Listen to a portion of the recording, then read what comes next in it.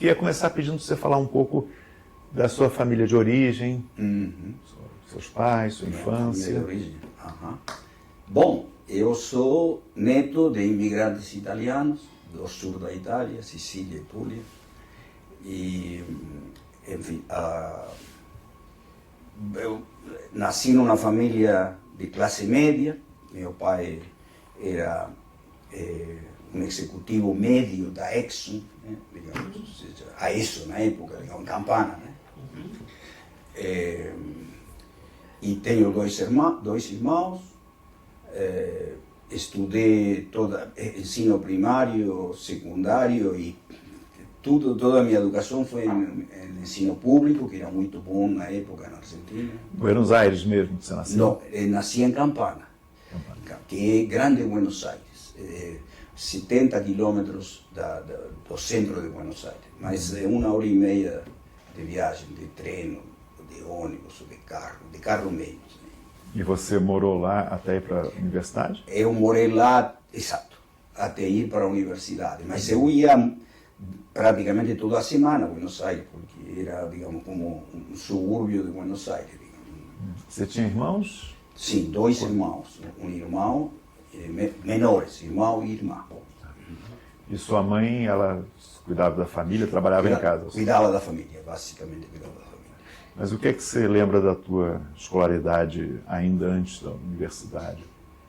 Bom, a infância. Sim. Bom, tem uma lembrança que ser uma criança, sim, né, na Argentina. Claro, não, tem duas lembranças importantes do ponto de vista da ciência política e demais, que uma é quando meu avô veio avisar para meus pais que tinha morto Evita. Eu tinha, mas eu me lembro muito bem, tinha 3 anos nada mais, mas isso me lembro muito bem. Mas a memória marcante para mim tem a ver com 55, tá certo? Minha família antiperonista, digamos, tá? E tem alguns eventos que aconteceram por causa disso. Quando eu tinha 5 anos, a polícia veio na minha casa procurando meu tio, mas no meio da noite. Isso foi muito traumático para mim. Me lembro minha mãe, digamos, me abraçando, tudo. Mas seu tio era antiperonista ativo? Militante, ativo, sim, tanto que depois foi preso e teve preso alguns meses. Sim. Meu pai era antiperonista, mas não nesse nível, não era nesse nível de ativismo, chamemos assim, mas sim. Conta pra gente por que alguém poderia ser preso em 55 na Argentina por ser antiperonista. Qual era o contexto do peronismo? O contexto do peronismo é claramente, a partir de 54, um avanço de um regime autoritário na direção de um regime totalitário. Certo? Isso para mim é claro, porque eu vivi isso, não só isso, o mais importante de tudo é que eu vi, primeiro ano da escola, todo o livro de leitura tinha mudado para uma apologia do regime peronista. Então era tudo assim, amo o papá, amo a mamãe, amo Perón, amo Evita. Perón me ama, tudo isso que eu aprendi, eu aprendi a ler antes de ir na escola, mas de todas maneiras era isso, e eu numa família antiperonista. Entende? Então, que, digamos, era, digamos, se você era, digamos, ou seja, militava politicamente, meu tio militava no Partido Conservador, certo? Mas eu nunca soube bem, mas pode ser que tivesse envolvido em alguma já coisa mais conspirativa, mas isso nunca foi falado na minha família, digamos, né? Então, aí, daí veio outra coisa que foi muito marcante, porque Campana era uma cidade, digamos, forte classe operária, petróleo, petroquímica e siderurgia. Então eu lembro das manifestações dos operários, dos sindicatos vindo, e eu ficava na esquina da minha casa e minha mãe me pegava assim, porque eu ficava impressionadíssimo. Eram colunas assim, entende? Gritando Perón, Perón, tudo, né? Então, tudo isso me marcou muito, mas o que mais me marcou foi quando foi a Revolução Libertadora. Porque, então, aí meu pai, saí com meu pai, eu tinha 6 anos, mas já era o primeiro ano da escola, saí com meu pai para festejar, Conta o que foi a Revolução Libertadora para quem vai ler. Certo. A Revolução Libertadora foi, vamos dizer, o peronismo estava avançando cada vez mais em uma direção totalitária e começou no ano 54 a atacar a Igreja Católica. Que isso foi porque historicamente se havia formado com o apoio da Igreja Católica, digamos, tá certo? Então, isso foi um fator que foi gerando aprofundando uma fratura na sociedade. A sociedade argentina nesse momento era claramente fraturada, digamos, tá certo? Peronismo e antiperonismo, tá? Então, a Revolução Libertadora aconteceu quando houve a Marina, uma parte da Marina, o núcleo da Marina, e uma parte do Exército, o comando em Córdoba, se rebelou contra Perón, digamos, tá certo? E houve combates, tá certo? E teria havido uma guerra civil, não fosse que Perón decidiu, não vou derramar sangue de irmãos, mas não estou dizendo também que porque era medroso, digamos, tá? E, digamos, fugiu para Paraguai, digamos, tá certo? Então aí veio, digamos, ou seja, a Revolução Libertadora triunfou, mas não era militarmente, não era, digamos, garantido que triunfasse, digamos, ou seja, e haviam começado os combates, tá certo?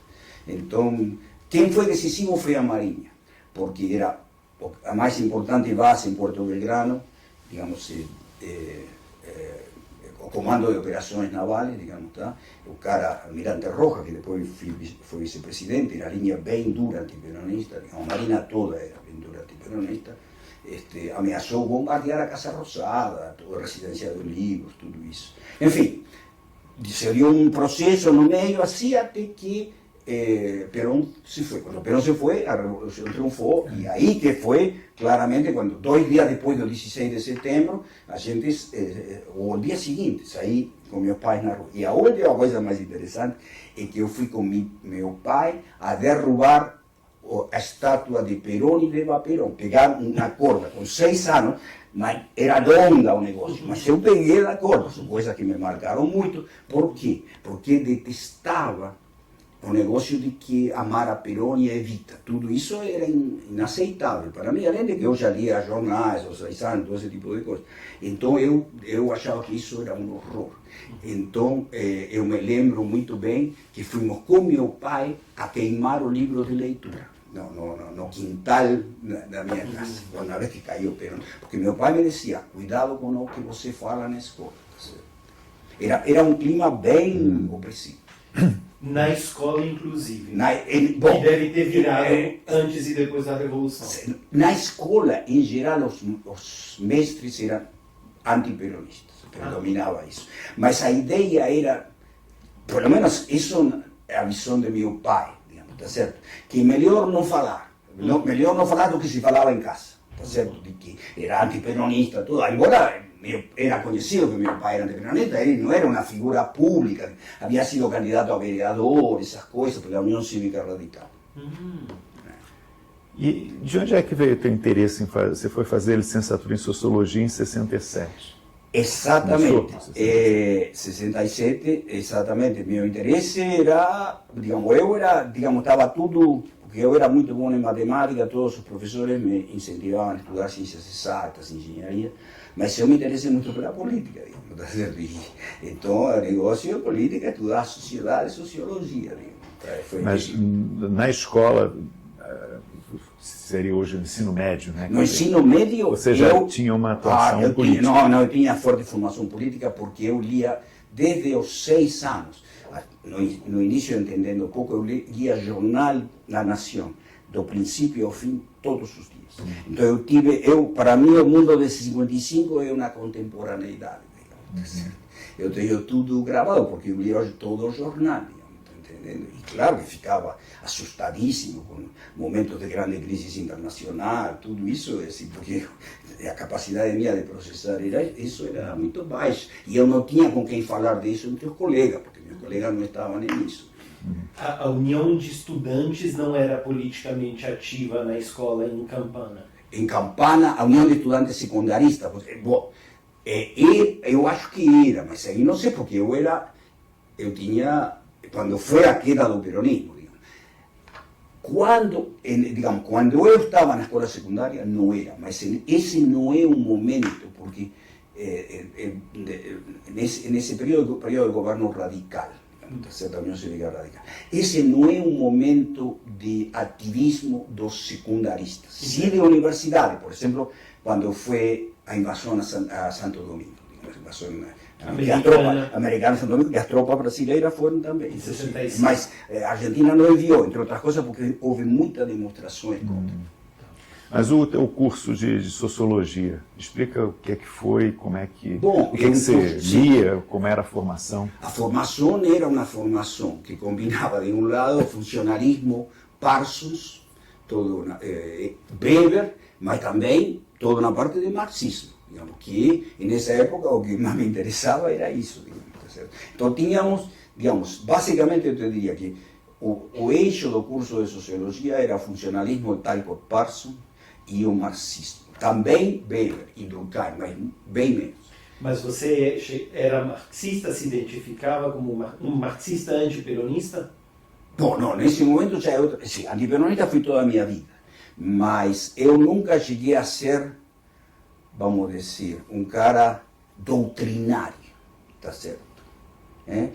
Eu participei no movimento estudantil universitário, inclusive fui parte de uma agrupação universitária trotskista, por um período muito curto. Por que trotskismo? Porque era mais digamos, havia mais liberdade de pensamento, essa era a situação na época, digamos, tá certo? Mas foi um período muito curto. Isso foi o Partido Obrero? Não. Não era o Partido Obrero, era o Partido Revolucionário dos Trabalhadores, PRT, que depois se dividiu numa ala da guerrilha. Agora, você mencionou clássicos da sociologia, né? Europeus e norte-americanos, no caso do Parsons. Sociologia latino-americana, nessa época, tinha uma. Ou a Argentina no Germani, tinha. Italiano de origem. Germani, com certeza. Germani havia sido professor da Universidade de Buenos Aires e havia sido casado pela ditadura militar de Onganía, em 66, e foi para a Itália e não voltou mais, digamos, tá certo?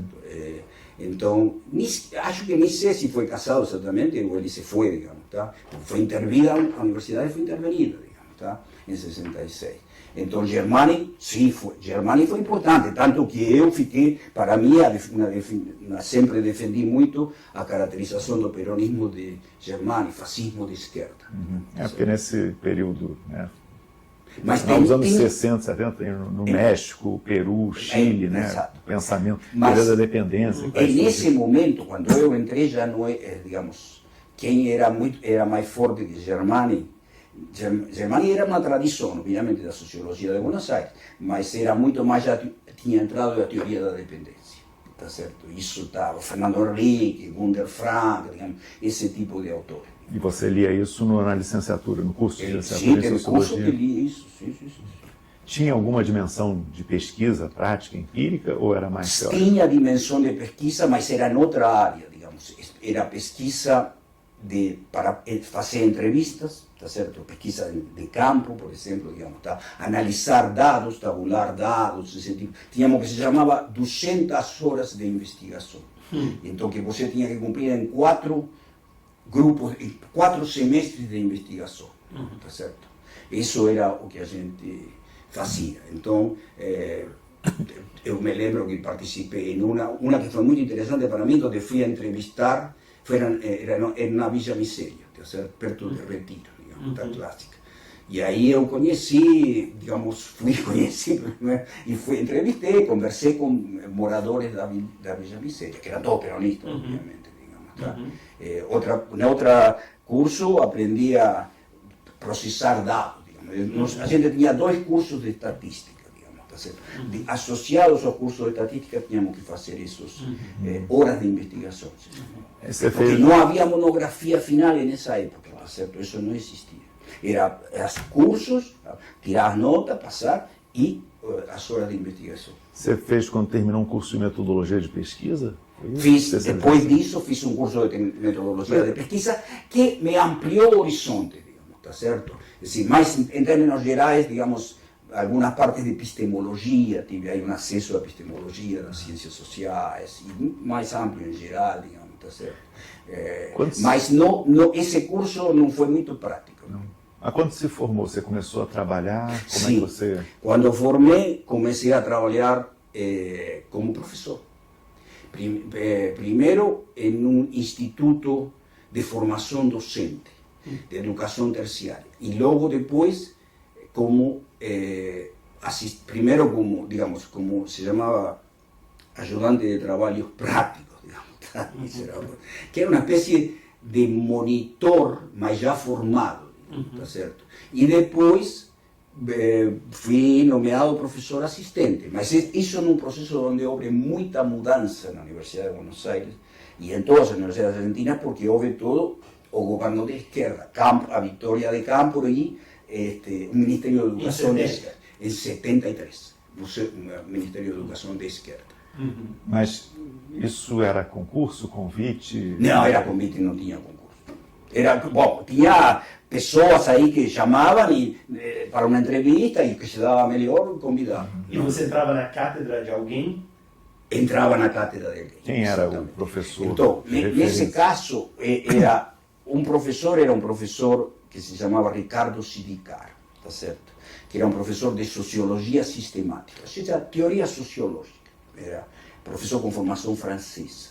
E depois, outra cátedra era História Social Geral, que era de um historiador importante da Argentina que se chamava Alberto Pla. Tá certo? Isso era nas cátedras. Então, eu era assistente dessas cátedras.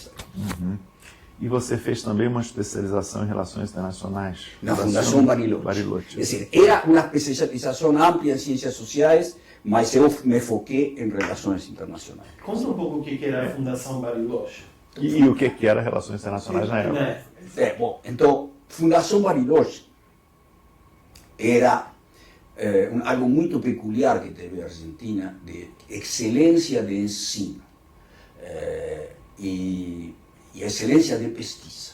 Então, era uma escola, não era uma universidade, era uma escola que tinha, digamos, um departamento de ciências sociais, um departamento de música, que foi famosa a Camerata Bariloche, um departamento de biologia biologia e ecologia, já era ecologia, e tinha que mais departamento de economia, matemática, tá? Era isso, mas tinha, vamos dizer, o que tinha aí era só pós-graduação, nunca tinha graduação, eram grupos pequenos de alunos, 10, 12 alunos. Com dinheiro de onde, viu? O dinheiro vinha em parte de Fundação FOR, tinha uma parte de uma outra instituição que agora não me estou lembrando, e uma parte financiada pelo Estado argentino. Mas totalmente era um fundo transferido, não impunha nenhuma condição. Tá certo? E se criou um outro, que isso que me atraiu à Fundação Bariloche, disso interdisciplinarmente surgiu um grupo que ia fazer um modelo do mundo alternativo ao modelo do mundo do Clube de Roma. Tá certo?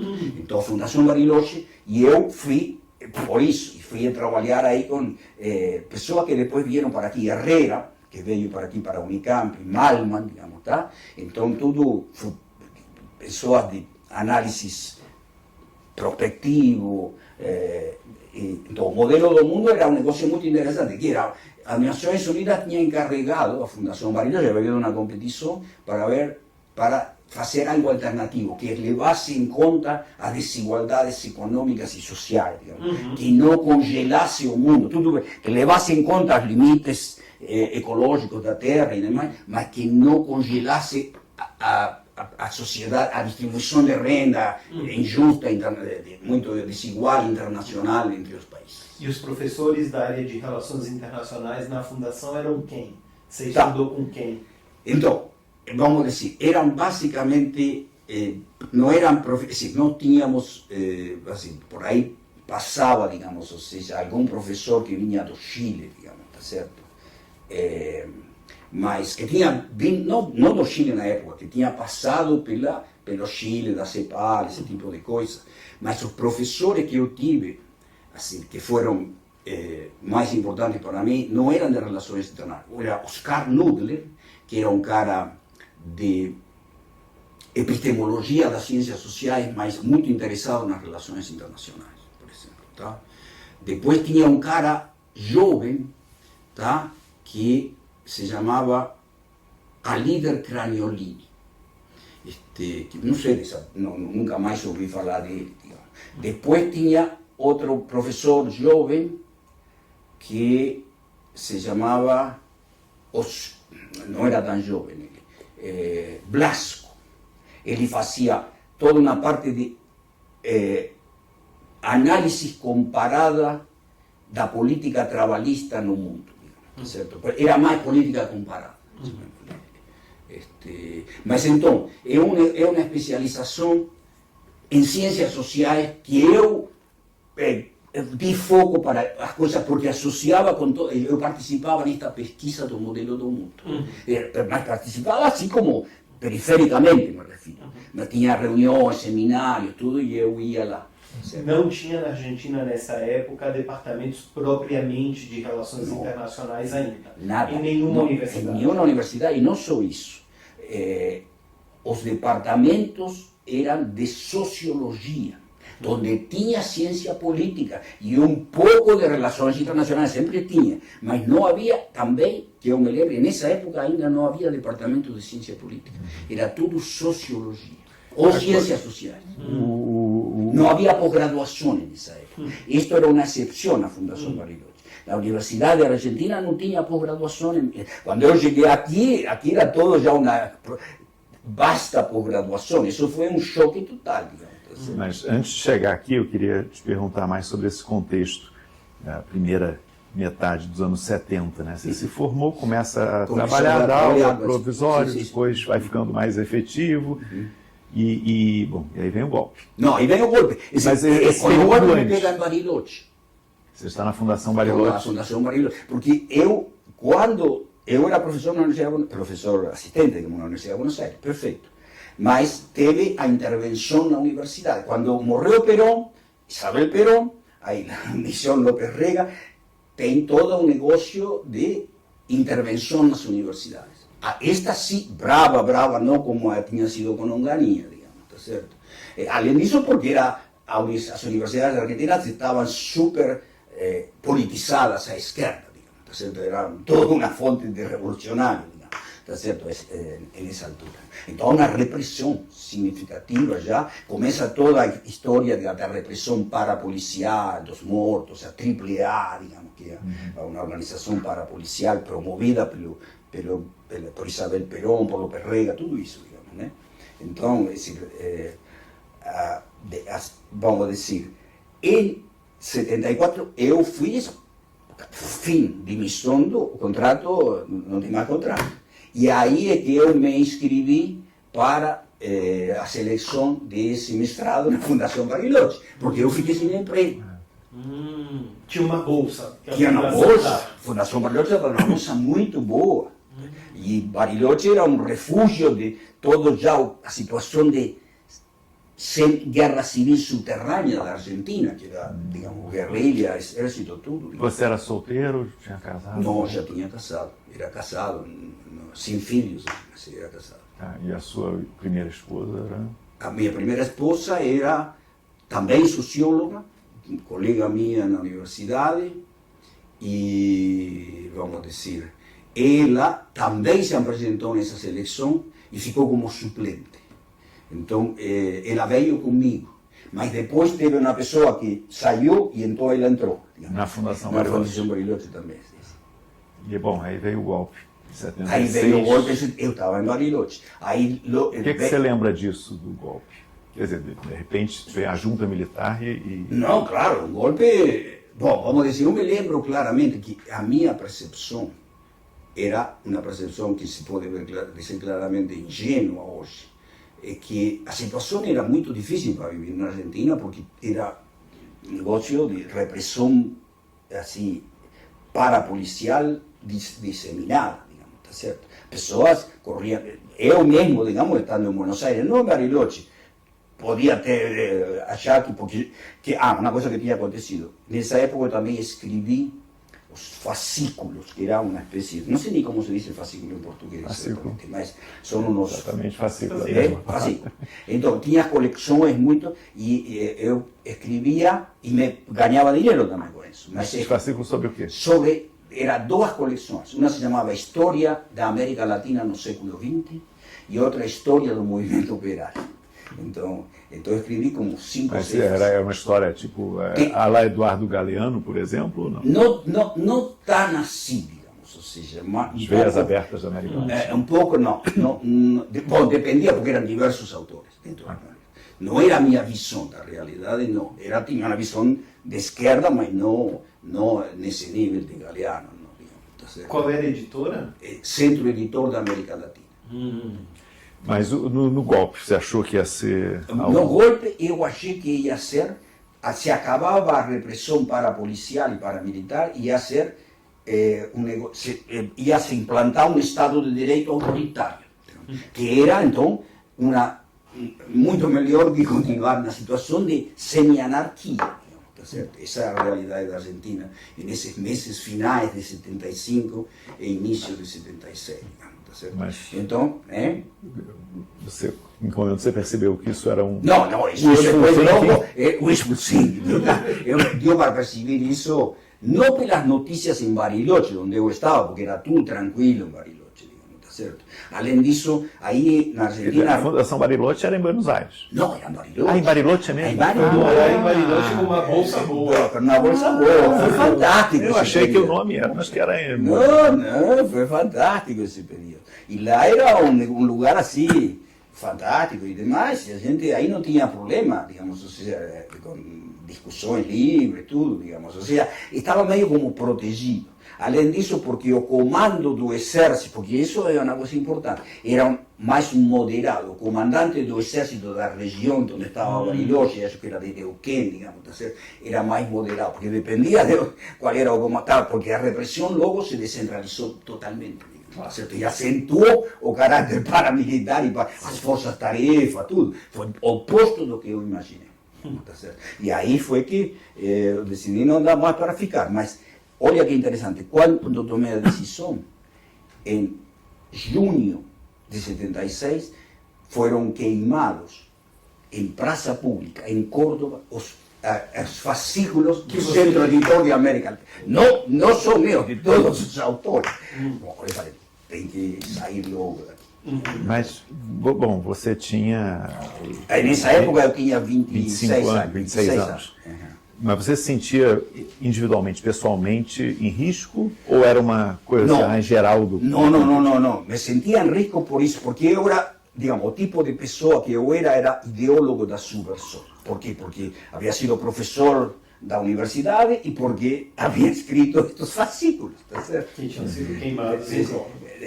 Que isso veio depois. Eu não imaginava nessa época que eu ia viver na Argentina, digamos, tipo Hitler, digamos, a queima de livros. Porque isso foi queima, não foi só fascículo, um monte de livros, de marxismo, tudo, foi queimado em praça pública. Isso Menéndez. Videla não fazia isso, por exemplo, em Buenos Aires. Tá? Mas Menéndez era o mais, General Menéndez, era o mais linha dura, que depois o que falou que em Natal de 78 vamos a celebrar com champanhe em Santiago, invadir Chile, que quase foi a guerra com Chile, no fim do ano de 78. E a possibilidade de vir para o Brasil, quando é que ela se tornou concreta? Então é o seguinte, veio assim. E como? Não, apareceu assim. Digamos, aí... Você estava em Bariloche. Estava em Bariloche. Eu vim para Buenos Aires, me encontrei com Guilherme Ottoni, tá certo? Que hoje a gente já conhecia todo, não, ele não havia sido meu professor, porque não era professor, digamos, tá? Mas, então, ele me conhecia e eu falei, olha, eu preciso sair daqui, você acha que é melhor ir para o México? E ele me disse, não, acho que você pode ir para o Brasil, porque agora já há uma abertura, tá certo? Era gás, digamos, tá? Então, vai para lá, porque eu fui para falar para o Ottoni, eu quero ir para a Suécia.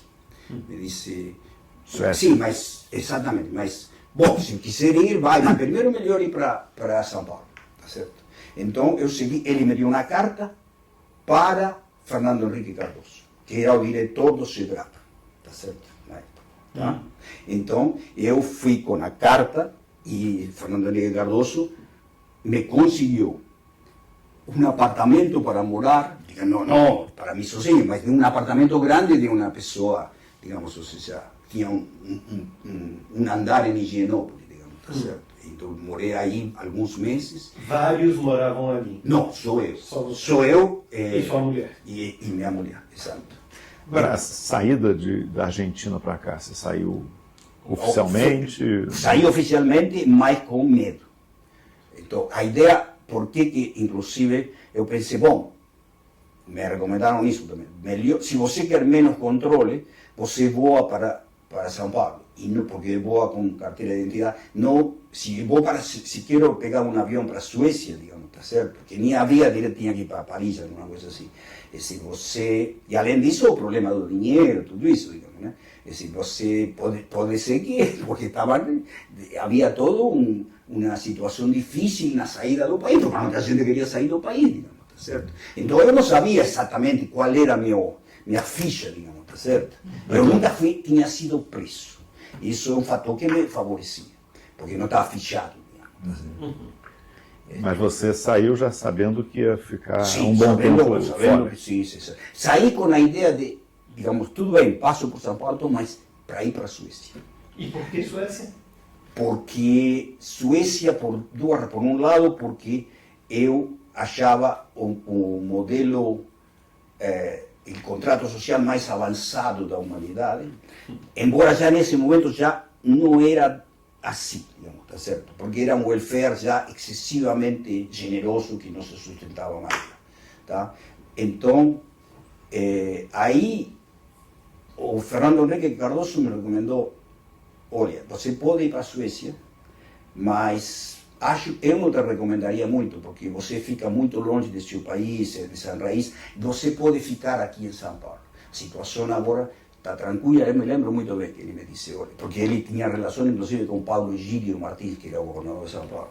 Então me disse, olha, desde janeiro foi demitido o general de linha dura dos comandos do Exército em São Paulo, e... Dilermando. Não, Dilermando não. Nardo Dávila. Dávila, Dilermando era um cara da linha moderada. Sim, não. Leonardo Dávila. Então, mas eu fui, de toda maneira, fiz uma viagem ao Rio e fui no consulado sueco. E aí no consulado sueco, falei, olha, eu quero ir para a Suécia. Me pergunta, você tem passaporte? Sim, tenho. Bom, então, aí me disse, bom, redige toda uma justificativa, tudo, digamos, de onde você está vindo, tudo. Aí,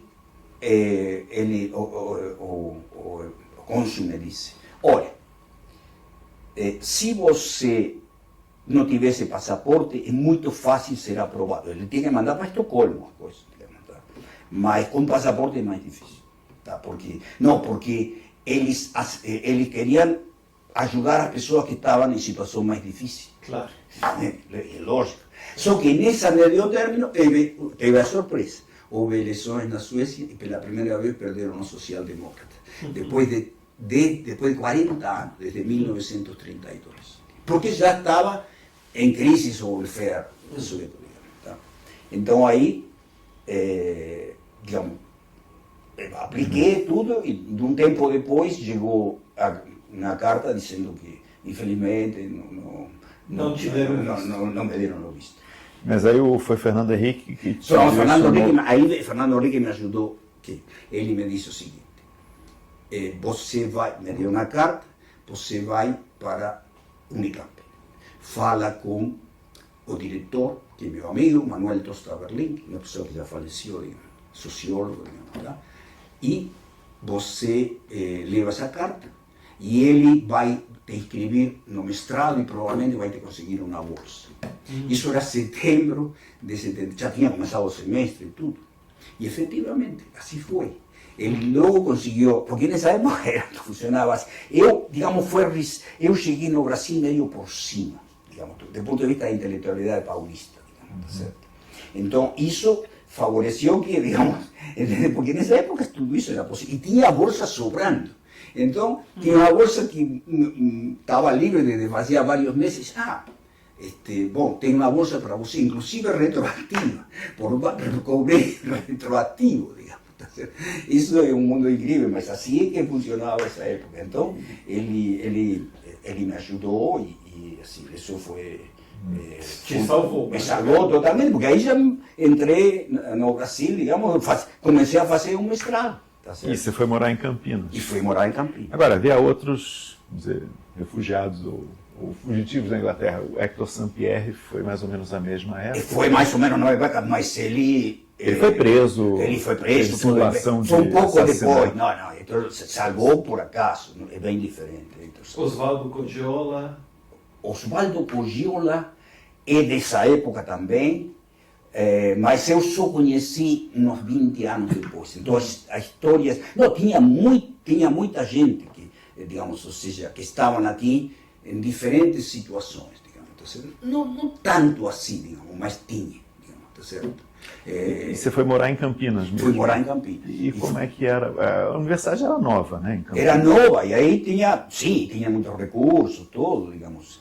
Olha, foi bem interessante, e claro que, como eu já tinha terminado a graduação faz tempo, já tinha toda uma experiência internacional, e além disso tinha toda uma formação teórica sólida em termos de cultura, tudo isso, obviamente que eu imediatamente me destaquei entre os alunos, digamos. Então, aí fiquei amigo dos professores, tudo foi uma vida muito agradável e confortável.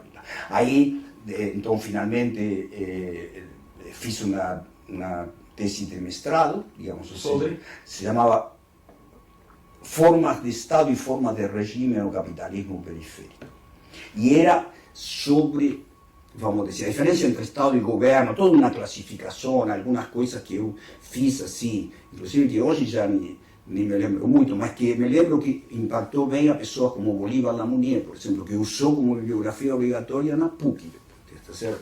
Mas quem foi meu orientador era uma pessoa que não conhecia pouco, mas que era orientador formal e me ajudou muito. Ele me ajudava, inclusive, corrigia todo meu português, digamos que era muito precário e não tinha computador, ainda não tinha ainda word processing nessa época. André Villa-Lobos. André Villa-Lobos. E na banca de mestrado, porque eu me convidava a jantar em São Paulo, todo, então, na banca eu, por exemplo, tive Beaufort, digamos, tá certo, veio para a minha banca. De mestrado? De mestrado. Veio Carlos Esteban Martins, digamos, tá certo, que elogiaram totalmente e demais. E aí depois entrei no doutorado, mesma situação, entrei formalmente com Lúcio Kovarik, na Universidade de São Paulo, aí mudei para São Paulo, e meu orientador era Lúcio Kovarik, mas o orientador real era O'Donnell, que se havia mudado para Rio de Janeiro. Para o IUPERJ. Para o IUPERJ. E por que na USP? A Unicamp não tinha ainda o doutorado? Não tinha ainda, não tinha doutorado. E por que não o IUPERJ com o O'Donnell direto? Digamos, o que eu tive, é que o ponto é que eu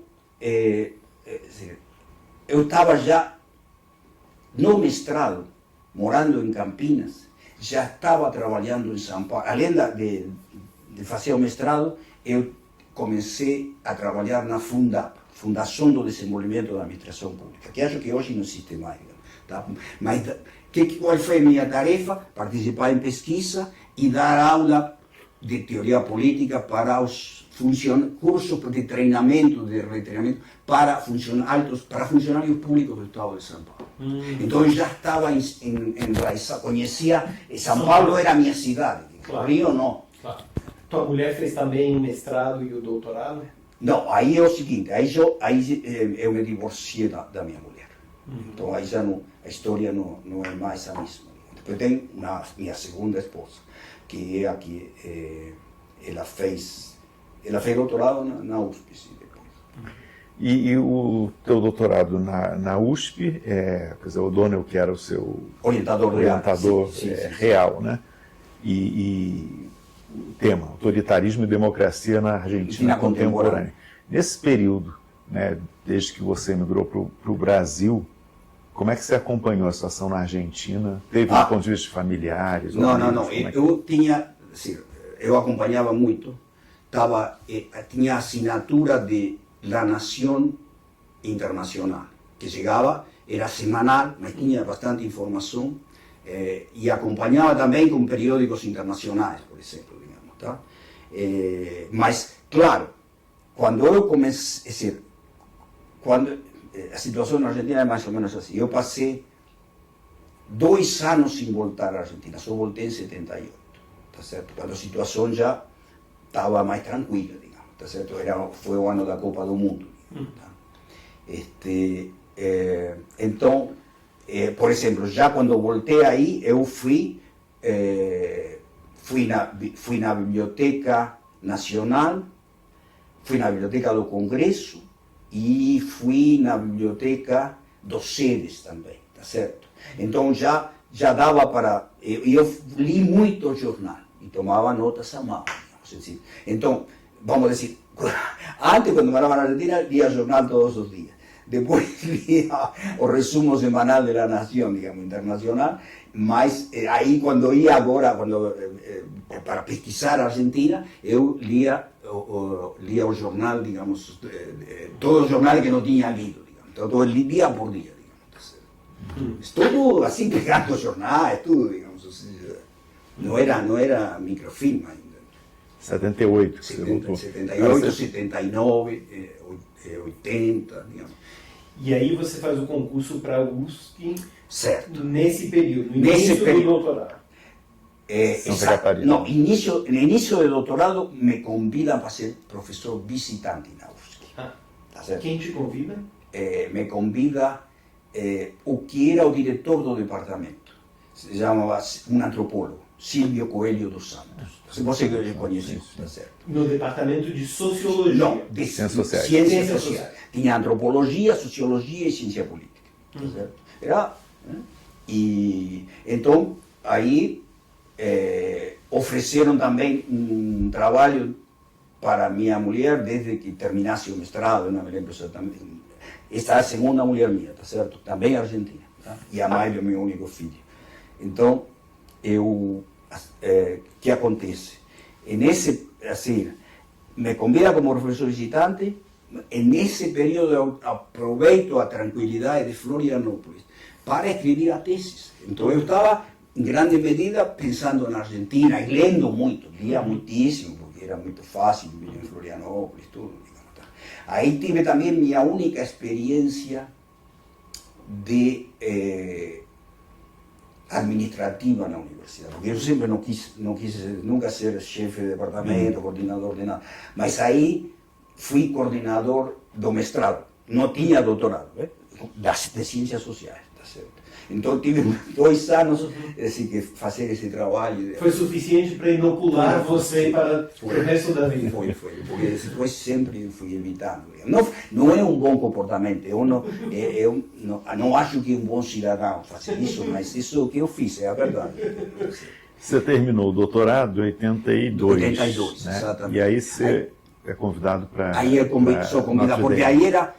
A minha banca de doutorado foi um momento de glória para mim. Por quê? Porque durou como 5 horas na USP, né? Exato, ainda aquela coisa mais formal. E então a banca eram pessoas famosas, digamos, ou seja, porque estava O'Donnell, estava Lúcio Covari, que era orientador formal, tudo bem, que era famoso também, mas não da área de ciência política. Estava Beaufort, estava Leôncio Martín Rodrigues, e estava Michel Debrun, que era um cientista político francês, professor da Unicamp, muito famoso na época, digamos, tá? Então todos elogiaram muitíssimo, todo tipo, O'Donnell disse que era o mais importante cientista política da nova geração, coisas assim, bem fortes. Mas O'Donnell logo depois me convidou para, ele tinha sido convidado para iniciar o Kellogg Institute, em Notre Dame, e ele me convidou então para ir para lá. Então aí é que eu fui para lá, em uma situação difícil, porque eu nunca tinha estudado nos Estados Unidos e fui convidado para pesquisar, mas também queria dar aula, tá certo? E isso foi difícil para mim. Por quê? Porque eu não dominava o inglês, digamos, ou seja, não tinha tido... Quase todas as pessoas que são professores nos Estados Unidos, hoje é diferente, porque todo mundo fala inglês, mas naquela época eu lia inglês bem, digamos, mas entendia, mas falava mal, digamos, tá certo? Então, eu me lembro que o primeiro semestre que tive, esse primeiro semestre não di aula, mas escutava, que era o que se podia fazer na época, passava várias horas por dia vendo televisão. Essa época você foi contemporâneo do Roberto da Mata lá também? Não, Roberto da Mata foi depois. O período que eu estive lá foi 83, 84, um ano e meio. E foi ótimo. Foi ótimo, ótimo. Então vivia aí muito com o O'Donnell. E você ainda trabalhava temas de política comparada, né? Argentina e democratização. Sim, exatamente. Política.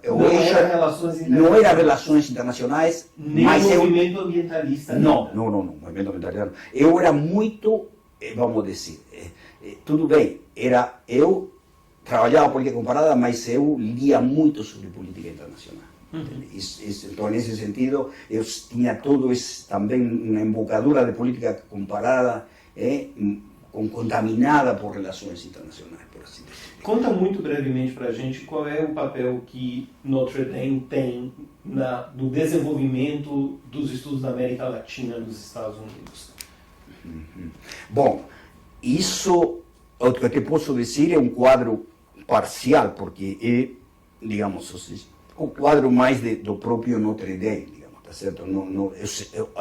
O papel foi muito importante, o papel de Guillermo O'Donnell é muito importante. Então o fato dele ser o diretor, digamos, ou seja, e ele atrair muita gente da América Latina, digamos, tá certo? E ter todo um marco teórico, digamos, tá? Isso deu uma visibilidade a Notre Dame muito alta. Assim, Notre Dame era uma universidade católica onde estudavam filhos da classe alta latino-americana. Estudavam, a maioria eram americanos. Era uma universidade que tinha professores liberais e professores conservadores. Tá certo? Então, eu acho que tem um papel bastante relevante, mas tem outros centros importantíssimos também, tá certo? Então, qual é o grau de importância, isso não saberia dizer. Tá certo? Mas sim tem. Agora, para mim foi muito importante. Por quê? Primeiro porque foi dar aula em inglês pela primeira vez na minha vida, digamos. Eu já tinha experiência de aula, mas não em inglês, digamos, tá? E a outra coisa importante foi estabelecer uma relação de amizade, duas relações de amizades muito fortes. Com Scott Baywaring, que é um cientista político muito destacado, digamos, tá certo? Que está lá, foi para Harvard e voltou, continua lá em Notre Dame, tá? E nos tornamos muito amigos, mas mesmo estando lá, escrevimos 2 artigos juntos, tá certo? Um sobre a transição democrática em Brasil e Argentina comparado, tá? Que depois se tornou mais famoso porque foi citado por Huntington na terceira onda da democracia. E depois o outro é sobre novos movimentos sociais, que tem um componente bastante normativo, digamos assim, no sentido de que há uma idealização das possibilidades dos movimentos sociais. E aí a gente pegou Brasil e Argentina, pegamos os movimentos sociais, pegamos o movimento de defesa de direitos humanos, tá? O movimento feminista, de mulheres mais amplo, o movimento, as associações de bairro, tá? E o movimento ambientalista. Acho que esses 4. Tua entrada no ambientalismo é por ali. É por ali. E uma outra coisa. No período meu em Notre Dame, eu comecei a ler muita coisa, me interessei muito pela formação do Partido Verde Alemão. Por quê? A mim me interessa, assim, a questão ambiental me interessava desde muito cedo. Tanto é que eu fui a ligar-me com esta questão do modelo do mundo, que é uma questão sobre, digamos que parte do princípio dos limites ecológicos do planeta, mas, digamos, ou seja, uma visão menos radical que era o Clube de Roma, se não dizer. Mas depois, uma coisa que foi importante para mim foi acompanhar a candidatura de René Dumont à presidência da França. Isso era em 74. Tá certo? Eu estava na Argentina, ainda era governo de Perón, morreu Perón por aí, tá? E isso me interessou muitíssimo. Eu acompanhava no Le Monde, muito interessado. Afinal, tirou 2% dos votos, uma coisa assim, digamos. Mas eu achava fantástico o programa, digamos, tá certo? Então, vamos dizer, nesse sentido, eu tinha interesse pela ecologia, pelas questões ambientais que vem desde essa época. E eu te diria mais, aí é importante também a infância. Por quê? Porque Campana era uma cidade muito poluída porque tinha muita indústria pesada, e particularmente pela refineria e a petroquímica, digamos, tá certo? Então era uma cidade poluída, digamos, tá certo? E então eu fui já aprendendo, digamos, ou seja, nessa época, assim, que havia que combater a poluição, tá certo? Isso que está errado, apesar de que, digamos, e outra coisa que me lembro muito, que me marcou muito também, é uma explosão na refineria de petróleo de Campana, quando eu tinha 5 anos, e todas as famílias, meu pai que trabalhava nisso, teve que ir mais próximo da refineria, se aproximar, não me lembro, mas minha mãe e meu irmão, nós saímos pelas ruas, como todo mundo, né, mais para o campo, porque havia o risco de explosão de outros tanques. Explotaram primeiro um e o segundo, mas podiam explodir um ao lado do outro, e então podia explodir. Tanto que essas explosões na refineria de Campana, a de 36 foi pior ainda, saiu na capa do New York Times 2 ou 3 vezes, ano 36. E a de 54 também saiu na capa dos jornais americanos. Agora, Viola, você mencionou, né, a candidatura do René Dumont em 74. 74. Quando você volta de Notre Dame, já tinha começado um movimento ecológico no Brasil e Partido Verde, né? Já. Gabeira, Sirquis, Mink, esse pessoal está naquela discussão, né, se liga ao PT ou não, se faz o Partido Verde à parte. Sim. Você acompanhou também? Não, sim, acompanhei, não só isso, eu me lembro muito, como se fosse hoje, por exemplo, que Sirquis veio para Florianópolis e fizemos uma reunião na minha casa. Ele estava na formação do Partido Verde. Por que na sua casa? Por que na sua casa? Porque, vamos dizer... Você já o conhecia? Ou... Já o conhecia, mas não muito, tá certo? Já o conhecia, sim. Mas foi na minha casa porque os outros não eram professores, chamémosle assim. Não me lembro exatamente, havia um advogado, havia estudantes universitários, então... Mas não era muita gente, éramos 8 ou 5. A pauta era o quê? Era o Partido Verde? A fundação do Partido Verde, exatamente. Você já tinha publicado o seu artigo sobre movimento ambiental? Não, esse foi pouco depois. Isso foi publicado em 86 ou 87. Tá? E essa reunião foi, que eu me lembro, em 85. Porque ainda estava nos movimentos, vamos a formar um partido. Certo? Pertenceu ao Partido Verde e eu estava a favor disso.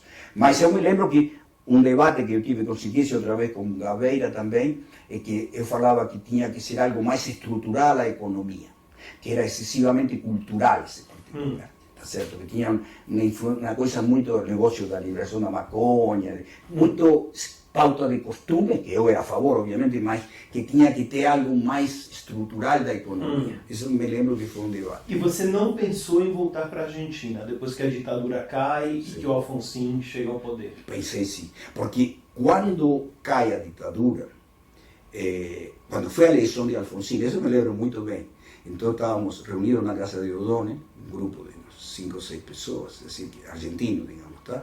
E então, eu era a favor do radicalismo, digamos, e Odone do peronismo, digamos, tá certo? Mas não fortemente, mas ele achava melhor a vitória de Luder e eu a vitória de Alfonsín, digamos, tá certo? E nesse momento, não nesse momento, mas depois, quando eu voltei para o Brasil, antes de voltar para o Brasil, estava em licença sem vencimento da Universidade Federal de Santa Catarina.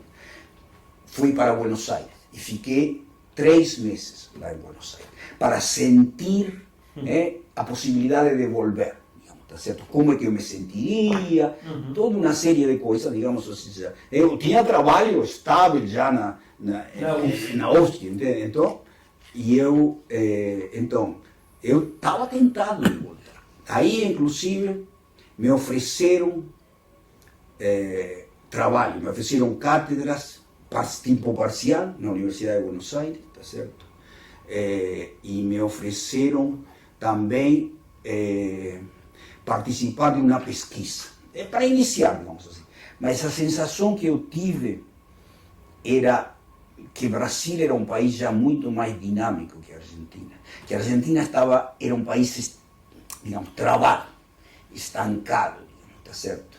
E que tinha, além disso, digamos, uma herança muito mais dura, digamos, que a herança, digamos, dos desaparecidos, todo um ambiente, digamos, pesado comparado com o Brasil. Que isso que me atraiu do Brasil, vindo de uma sociedade muito mais, digamos, trágica como a Argentina, e o Brasil não ser mais leve, tudo isso. Digamos, ao mesmo tempo que sempre reclamei de que é mais superficial, digamos, mas enfim, isso me atraiu e eu pensei, mas depois desse período decidi não, volto para o Brasil. Mas você tem um período que você vai para o Colorado, Universidade de Colorado. Isso depois. É o que, um ano? Colorado vou em fim de 89, 90 e até meados de 91. Aí em Colorado, como que eu vou? Era professor visitante? Não, primeiro fui como postdoc. Então, fazer um postdoc lá, tá certo? Com bolsa do CNPq. Mas depois, aí, digamos, aí aprendi muitíssimo em Colorado. Isso foi um momento decisivo de aprendizado, de questão de, digamos, porque eu participava de um grupo que se chamava Global Environmental Change. Eu estava num departamento da Universidade de Colorado que é um centro interdisciplinar, tá certo? O seu projeto de postdoc tinha a ver com isso? Não? Tinha, sim, já tinha a ver. Você já estava na política ambiental? Já, é decir, já estava porque já estava pesquisando, tinha puxado o movimento ambientalista, tinha publicado aquele artigo. Aquele artigo que te sim, projeta. Esse artigo que é o seminário, que funda a área de política ambiental no Brasil. Exatamente, isso.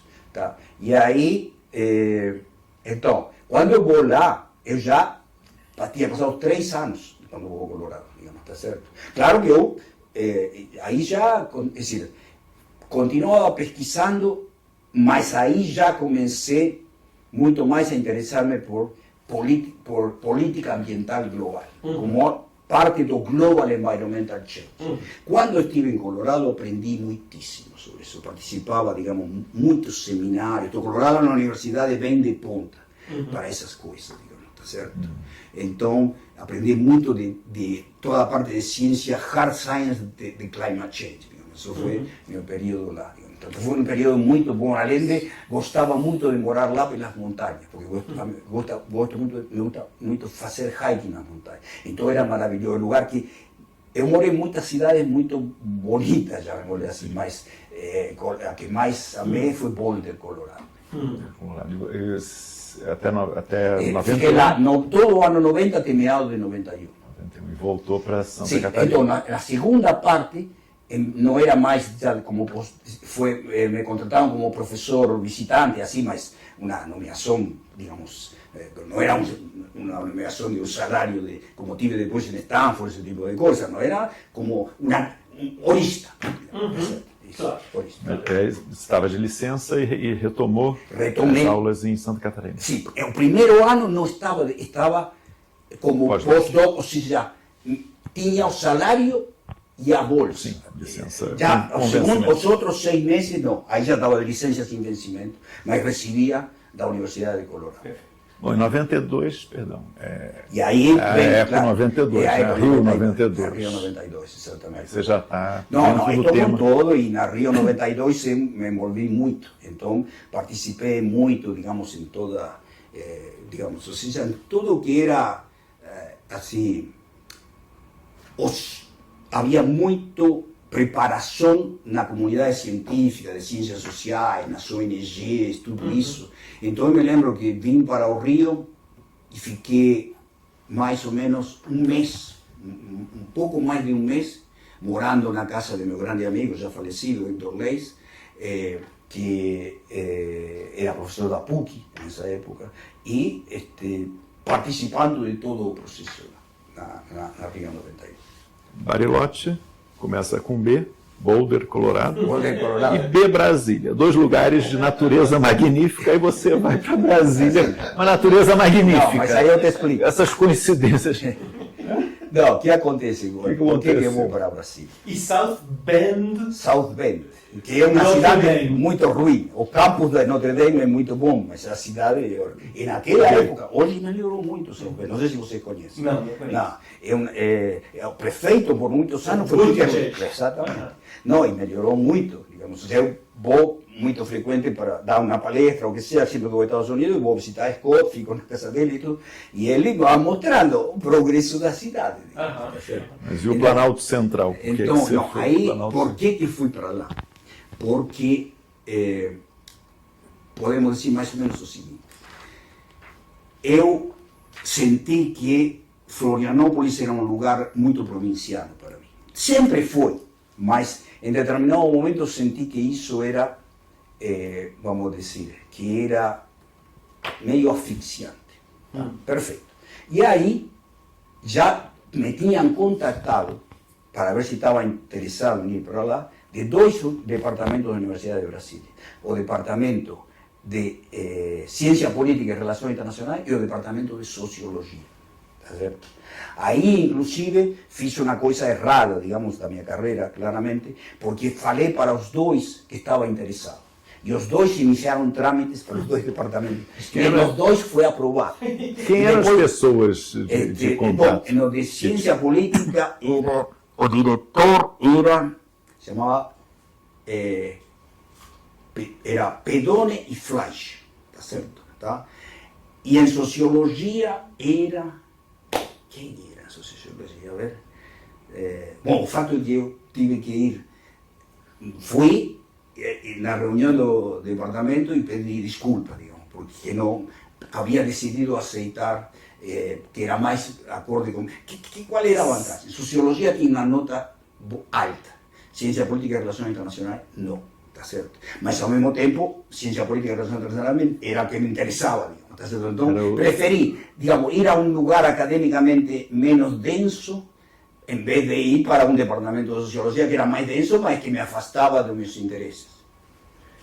David Fleischer e o Pedone? O Pedone era nosso. Ah, você chegou a conhecer a Leandro? Eu entrei na UNB em 95. Ah, tá, claro. Aí ele estava aí, pouco depois disso ele se aposentou. Agora, perdão. Não, mas tem... quando você entra, é um departamento de Ciência Política e Relações Internacionais. Junto. E quando eu entro, os departamentos estão separados. Está separado, mas em litígio profundo. O que Peraí, deixa eu só pegar antes, porque do ponto de vista mais pessoal, né, você achou que Santa Catarina estava mais provinciana? Não, e a outra coisa importante é que eu me separei da minha mulher, que é a mãe do meu filho. Sim. E que continua, era professora lá, e continua lá em Santa Catarina. E a seguinte, a terceira já era de Brasília? A terceira é de Você Brasília. foi para lá por causa disso? Não por isso. Não. Mas já tinha... Não, isso, mas foi logo depois. Então não é um caso de chercher la fama. Aí vem toda outra história. Não, porque teve um que a gente entrevistou, quem que era? Teve 2 casamentos, sempre era mulher. Por que você foi para não sei o que? Não. Amor, é um bom motivo para se mudar. Aí... O Gustavo Lins Ribeiro, antropólogo. Toda hora, por que você mudou? Não, mas olha, você tinha o quê? 44 anos? Quando eu fui para Brasília, tinha 44 anos. É um momento da carreira que você ainda está no desenvolvimento ainda, mas Sim, não é mais júnior. Não, inclusive mais. Eu, no último ano, na Universidade Federal de Santa Catarina, eu fiz concurso para professor titular. Tá certo? Então, havia 2 candidatos e eu ganhei. Tá? Era um concurso amplo para... Vai ser nessa época tinha que fazer uma tese de titular. Né? Que isso não existe mais hoje, digamos, mas existia em muitas universidades federais. Você já vai como professor titular para o Brasil? Não. Como para Brasília, sim. É uma transferência. É assim, eu chego como professor visitante no sistema federal, chego como professor visitante na UFSC. Depois faço concurso para professor adjunto. Quando termino o doutorado, faço concurso. Depois eu vou para Estados Unidos, volto. E aí não havia professor associado nessa época. aí depois faço o concurso para professor titular. Sou muito jovem, eu já não tinha carreira funcional a progressar, digamos, tá certo? Porque tinha, isso foi há 43 anos, tá certo? Então, e aí... Era novo para ser titular, não era comum. Sim, não, isso era novo, mas também era mais fácil por estar em Santa Catarina que em outro lugar. Isso também é verdade. A tua opção de ir para a ciência política e relações internacionais era mais pelo tema que você falou, não era por vamos dizer, mais espaço para se desenvolver na carreira, já que era vamos dizer, um departamento mais frágil. Não, era também mais espaço. Por quê? Porque em Santa Catarina eu viajava muito e havia, digamos, ou seja, eu viajava muito e havia professores que, digamos, não achavam bom isso, tá certo? E eu percebi, isso me informei, que a minha vida viajeira seria muito mais aceita no Departamento de Relações Internacionais e Ciência Política que em Sociologia. Esse foi um outro fator que tinha pesquisado desde Viajeira para onde? Onde é que você viajava tanto? Por que viajava tanto? Acadêmico? Acadêmico. Por quê? Porque como eu inaugurei uma área, e em uma época que começou cada vez ser mais importante, digamos, cada vez mais importante, digamos, as questões ambientais, mundiais e demais, então eu era muito convidado para muitas conferências internacionais. Havia uma demanda internacional. Uma demanda internacional para falar sobre Brasil e sobre a América Latina. Tá certo? Então, isso me levou a viajar muito pelo mundo. Eu sou uma pessoa que viajou muitíssimo, eu quase viajei para 80 países, digamos, coisa que não é comum, digamos, tá certo? Mas isso foi feito depois também, eu continuo viajando, digamos, tá certo? Agora estive no Vietnã e em Taiwan, coisa que, digamos, pouca gente vai, digamos, tá? Mas eu viajo muito. Em geral, a viagem era assim. É uma viagem acadêmica que eu aproveito para conhecer um pouco a sociedade. Sempre foi assim. E isso, o que significava? Que em Brasília, tinha professores assim, famosos como Cansado Trindade, por exemplo, que viajava mais que eu, por exemplo. Então, aí não havia outros professores que viajavam.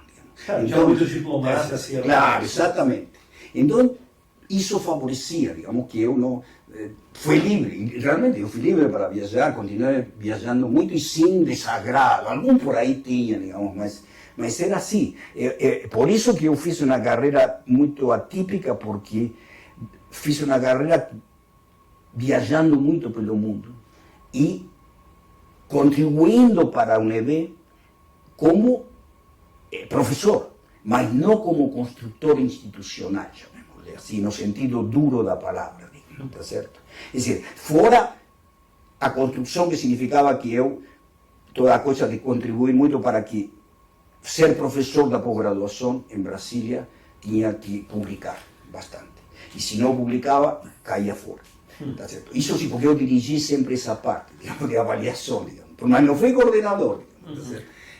Agora, você mencionou, né, 10 anos antes de ir para Brasília, você já tem esse contato com o Partido Verde, esse movimento político partidário. Você continuou tendo ou se afastou? Não, eu me afastei, digamos, ou seja, a parte política, assim, digamos, claro, digamos, eu era conhecido, digamos, ou seja, como uma pessoa que trabalhava com questões ambientais, mudança climática, tudo isso, mas diria que em minha última grande, vamos dizer, no Rio 92, sim. E esse mês que passei em 92 no Rio, sim, tive muito contato, tá certo? Mas depois, já cada vez mais, uma vida acadêmica. E isso está associado também a outro fator, que é uma mudança do meu enfoque da pesquisa, tá certo? De uma pesquisa que era muitas vezes contaminada normativamente, digamos, tá certo? Para uma pesquisa mais neutra, chamémosle assim, embora, claro, que como cidadão não sou neutro, digamos, mas então isso favoreceu, digamos, fazer melhor pesquisa. Isso, então, nesse sentido, foi uma experiência importante, toda essa conexão que tive com o movimento social, ambientalista, tudo, mas depois também chegou um limite. Digamos. Voltar à pergunta do departamento. A cisão no departamento da UNB. Sim. O que foi? Foi um tema substantivo? Foi uma briga pequena por poder? Não, foi uma briga pequena por poder. Claramente foi isso. Foi um negócio, esse foi um caso, digamos, de uma situação bem, onde eu totalmente caí muito como ingênuo. Porque é o seguinte, eu tinha chegado em Brasília e aos 6 meses, é dizer, eu primeiro me convidaram para a Universidade de Amsterdã, isso é uma transição de Santa Catarina para Brasília. E logo depois me convidaram para Stanford, tá certo? No Departamento de Ciência Política e Relações Internacionais, para dar aulas sobre política climática global, política ambiental global, sobre isso. E então quando volto de novo para Brasília, havia eleição no Departamento de Ciência Política e Relações Internacionais. E aí, então, se haviam formado 2 chapas. Se havia formado uma chapa e outra que queria se formar, que eram as pessoas que eram mais amigos meus. E eles me insistem para que eu seja candidato a vice-diretor, tá certo? Muito bem. Eu finalmente aceitei, o qual foi um erro muito grande, digamos, tá certo? Porque foi uma coisa, era uma coisa, eu diria, o pessoal que estava comigo era mais pessoal, mais da excelência acadêmica, tá certo? Mas não, era bem complexa a situação, tá? Mas de fato foi um racha total. Quem eram as pessoas de um lado e de outro? A ingenuidade que eu não conheço a história. Bom, então, do Fleischer era o líder do outro lado, digamos, não do lado que eu estava, digamos. Embora Fleischer também me havia chamado para que eu seja candidato a vice-diretor dele, digamos, tá certo? Então, é um negócio incrível, porque você, claro, não sei, eu tinha prestígio e tudo isso, e então as pessoas queriam, e eu fui muito ingênuo, porque conseguir não aceitar a Fleischer, porque era uma pessoa que não tinha nenhum controle, não era amigo meu, estritamente, mas os outros que eram mais meus amigos, então eu fui candidato a vice-diretor de uma pessoa que se chama Marcos Faro de Castro, que tinha sido orientando de Mangabeira Unger em Harvard, tá certo? Um cara muito inteligente, Marcos. Então nós fizemos toda a chapa, a campanha eleitoral, e a votação terminou empatada. E aí foi impressionante, todo, foi uma crise total, e ficou acéfalo o departamento, foi nomeado um interventor, que era esta pessoa de Pernambuco, como você chegou a conhecer, seguro, um professor de Pernambuco, que, bom, não agora, e bom, o departamento estava assim como um interventor, mas aí se separou em 2 institutos, mas demorou para se institucionalizar. Então é isso mais ou menos, digamos, ou seja, o que aconteceu. Mas aí uma coisa importante de minha trajetória é esse período de professor visitante em Amsterdã e em Stanford. Esses foram muito valiosos para mim. Como é que foi? Fala dessa experiência. Tá, então... Como? Não. Em Amsterdã, assim, foi porque eu tinha uma nomeação que era pesquisador do Centro de Estudos Latino-Americanos e também professor adjunto, que era um tipo de coisa de complementação na Universidade de Amsterdã. Tá? O instituto estava lá, então eu passei lá uns 5 meses, tá certo? E passava muita gente por lá, digamos, tá certo? Muitos europeus, tudo, digamos, tá? Então, aí eu entrei bastante, uma coisa muito interessante para mim foi conhecer como funcionava o governo holandês na política ambiental. Tá? Então participei em conferências. A Holanda tinha um ministério que se chamava de Environment and Long-Term Planning, uma coisa desse tipo. Tá? Participei em 2 conferências dele, fazendo brainstorm e tudo. Então foi muito interessante aprender sobre como, digamos, um país que tinha nessa época uma das mais avançadas políticas ambientais do mundo. Nessa época, hoje não é mais assim, mas nessa época era. E Stanford? Em Stanford foi, digamos, ou seja, a interação com uma elite acadêmica mundial, digamos, tá certo? Isso é isso porque, vamos dizer, uma coisa que eu participei em Stanford era de um grupo interdisciplinário sobre Global Climate Change, uma coisa assim, digamos, que tinha pessoas super importantes, digamos, tá? E tinha discussões incríveis, digamos, tá certo? Mas eu participei, digamos assim, muitos seminários, assisti, e foi muito interessante também lecionar para alunos de uma universidade de elite, digamos, como era Stanford, digamos, certo? Então, isso foi uma coisa que foi um grande aprendizado para mim. Era diferente, digamos, tá certo, de que Notre Dame, chamemos assim, tá certo? Então, além disso,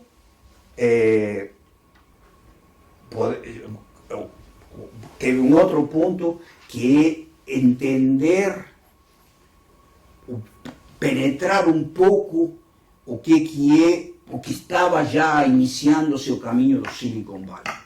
Então, eu participei de conferências muito interessantes. Lembro uma que se chamava Stanford Manufacturing. Durou 3 dias, uma coisa assim, departamento de engenharia, não sei o que, digamos, tá certo? E tudo, digamos, ou seja, coisas já de, digamos, computação, ou seja, Stanford era um lugar, digamos, porque em todos os lugares que eu fui, eu sempre cruzei as barreiras do departamento em que tinha que me estabelecer. Eu sou curioso, queria ver outras coisas, tá certo?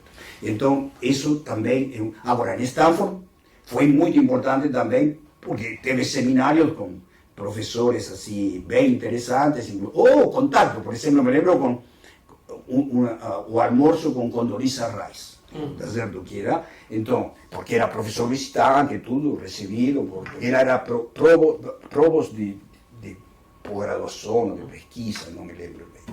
Eu me lembro em 95 e 96, ou seja, meus primeiros 2 anos na universidade, você, nas suas palestras, tinha sempre o foco na revolução tecnológica, internet, quando ainda não era esse o debate, né, no Brasil, eu lembro. Você mencionou que você se afastou já nessa época do que era o movimento social ambientalista e tudo mais, mas em determinado momento, não sei quando na cronologia, você vira professor da Marina Silva. Da Marina Silva. Isso é em 95. Conta um pouco, porque eu, pelo menos na narrativa da Marina, o trabalho que ela fez com você foi um trabalho importante para ela. Para ela, sim, sim. E logo depois, com a chegada do Lula ao poder, ela vira ministra. Claro. E aí você tem uma posição na política ambiental, sim, como acadêmico, que é muito singular, né? Sim, é verdade. Conta um pouco.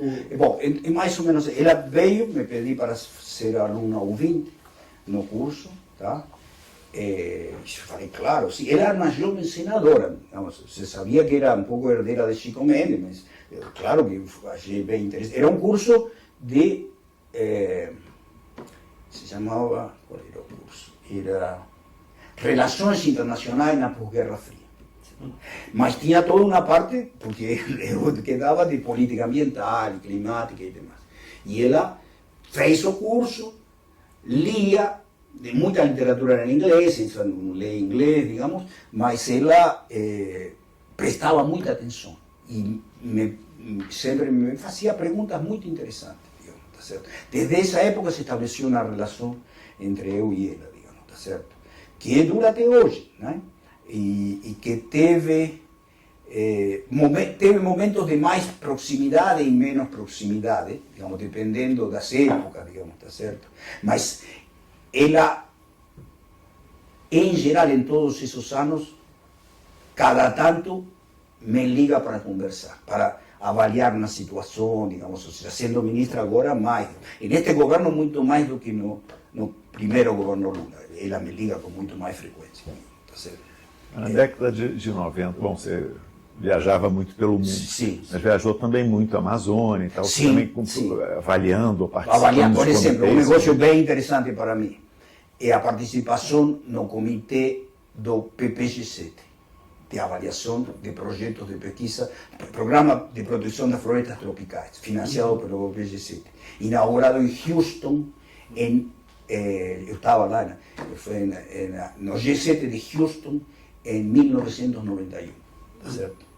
Então, aí se estabeleceu o programa. Brasil era um país central desse programa, digamos, tá? Não eram recursos gigantescos, mas eram recursos significativos. E então eu fui nomeado pelo Ministério de Ciência e Tecnologia para ser desse comitê avaliador, e na avaliação você tinha que avaliar o projeto, qual era financiado, era um grupo, obviamente, não era só eu, digamos, tá? E depois tínhamos que ir a campo, ver como estava andando o projeto. Então, nesse processo, eu tive a oportunidade de conhecer vários projetos na Amazônia, do PPG-7. Isso. Então, a Amazônia, a partir, eu diria, eu fui, a primeira que fui na Amazônia só foi em 1987, tá certo? Tarde, digamos, tá?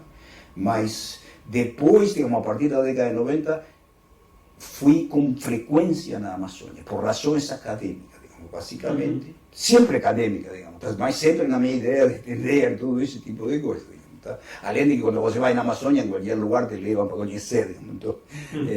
Então, eu realmente foi muito interessante. Toda essa experiência amazônica foi bem interessante. Essa experiência continuou com intensidade até faz uns 10 anos, até 2012, 2013. Nos últimos anos, quase não tenho ido na Amazônia. Viola, quando você vai para a UNB, esse período coincide com a explosão da disciplina de Relações Internacionais, com a progressiva separação da ciência política, né, a criação da Associação... Essa associação em 2005. Conta um pouco essa história, como é que você viveu a evolução institucional das RI? Porque você é uma figura que terminou tendo um papel no processo de avaliação de programas, sim. De autorização de programas, isso sim. De concessão de bolsas. Isso já vem de antes.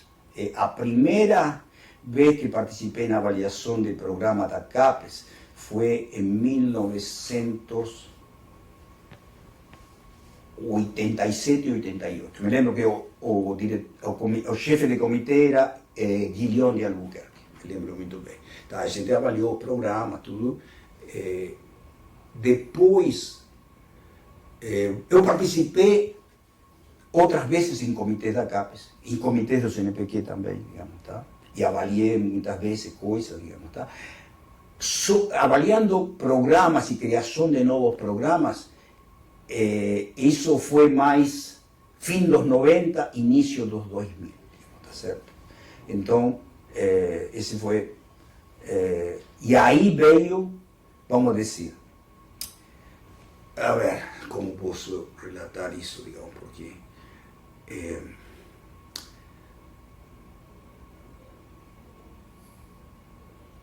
nas relações internacionais, ou seja, na UNB, eu chego na UNB, então, no departamento, se separa depois relações internacionais, e eu enfatizo que o foco tem que ter no currículo um forte foco em globalização.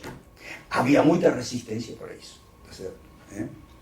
Inclusive eu falava globalização a toda hora e os alunos da pós-graduação faziam, depois me falavam, piada comigo, falando porque eu não pronuncio bem globalização. Então, eu dava uma linha, digamos, tinha uma abordagem muito de, digamos, o que foi denso durante algumas décadas, mas que hoje não está em retração, tá certo? A globalização. Sim, você era um liberal da disciplina. Sim. Não, claro, liberal, sim, isso claramente, sim, sempre. Depois de um período... Liberal em que sentido? O seguinte, eu era, bom, primeiro de todos, eu, depois de um período, digamos, esquerdista e outro período depois um pouco social-demócrata, depois eu sempre fui um liberal, mas um liberal ambientalista, coisa que tem pouca gente, tá certo? Mas, na disciplina, tá? O negócio meu era, a referência era, digamos, Keohana e a teoria da interdependência complexa. Isso é a coisa. Era uma coisa, digamos, apesar de que eu tive sempre uma relação mais distante com o construtivismo, nem falar de marxismo, digamos, bem distante, digamos, tá? Estou vacinado contra o marxismo, digamos, tá? E tive, assim, em relação ao realismo, sempre havia algumas coisas que me atraíam do paradigma realista das relações internacionais. Mas no fundamental eu estava no paradigma, digamos, de interdependência complexa, liberal institucionalismo. Que era minoritário. Era minoritário, exatamente. Tá. Bom, eu diria, o que eu defendi em todos esses anos, minha identidade muito era defender a excelência acadêmica, defender uma pós-graduação rigorosa, tá certo? Que, digamos, não que democratiza demais, esse tipo de coisa. Isso foi sempre minha posição na UNB, dentro da UNB e, em geral, na comunidade. Mas eu apoiei fortemente, eu participei da fundação, mas novamente eu não, afinal me envolvi em cargo, porque me nomeavam diretor, porque queria, mas nunca quis ser o presidente, nem nada disso, tá certo? Então, tem limite. Eu participei na construção institucional da associação, por assim dizer. A Ampox, a BCP e Abre. Tudo isso. Eu fiz na diretoria. Eu fui diretoria, mas nunca fui. Bom, na Ampox não poderia ter sido nunca presidente, não. Mas na Abre sim, poderia ter sido presidente. E você diria que a sua batalha pela excelência acadêmica definida nesses termos, né? Uma pós-graduação dura, difícil, sim, com professores que precisam publicar. Exato, a publicação. Internacionalmente. Sim. Como resultou essa batalha? Olha, isso é uma pergunta difícil, realmente, porque não tem uma resposta fácil. Digamos. Eu diria que na UNB, gradualmente, foi uma batalha bem sucedida, até determinado ponto que se formou uma coalizão contrária, digamos, muito forte. Certo? Que isso me levou à aposentadoria, inclusive, digamos, tá? Em 2018. Tá? Então, mas houve um avanço significativo, assim. A outra coisa que eu tentava na comunidade é aumentar a importância no currículo do meio ambiente, política climática, políticas, digamos, de fronteiras tecnológicas, uma série de coisas que você sabe, a tecnologia sempre me atraiu muito, digamos, tá? Então,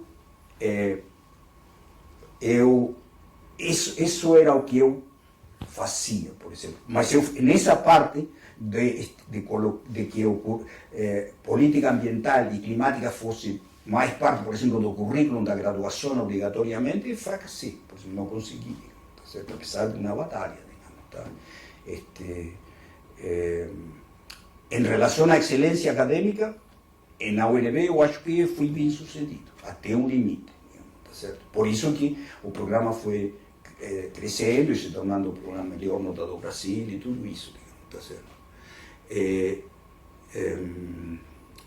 Que mais eu poderia dizer? A sua aposentadoria, 2018, sim, relacionou com um momento sim, de mudança institucional. Mudança institucional. Teve uma...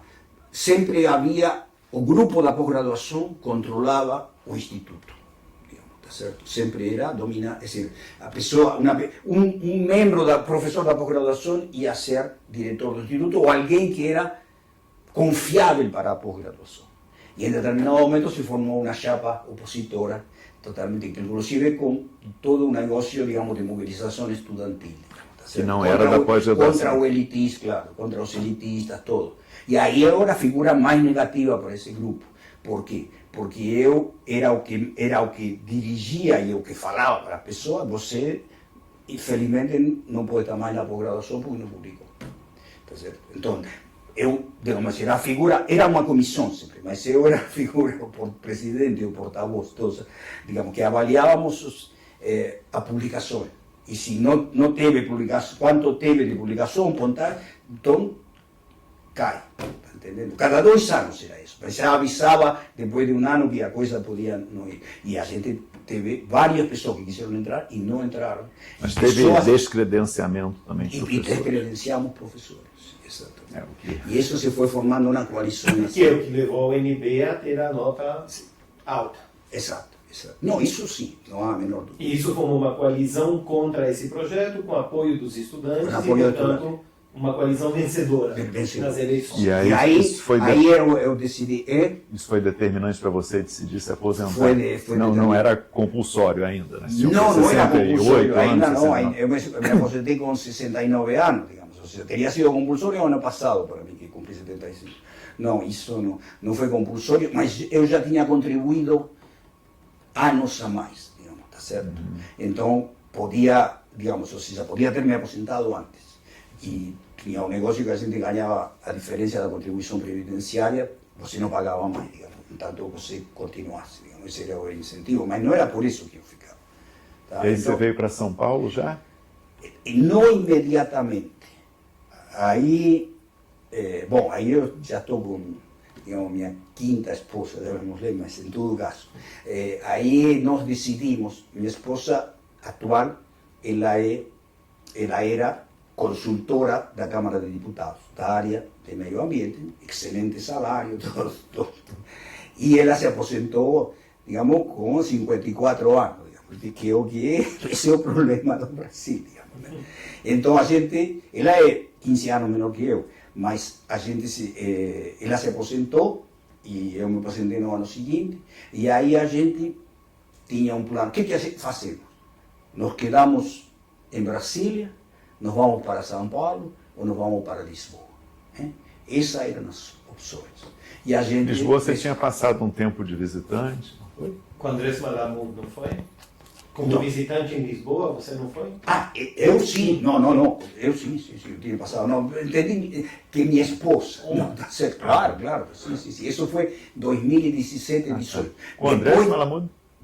Depois de voltar, de poucos meses depois, veio a eleição, tudo isso, e eu me aposentei em agosto de 2018, tá?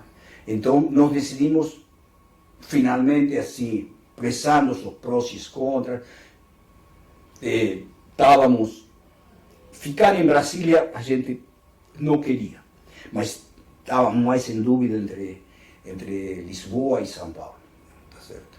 Mas finalmente decidimos São Paulo. Por que São Paulo? Porque eu gosto de São Paulo, vim muito a São Paulo e tinha morado em São Paulo. Quando cheguei e depois quando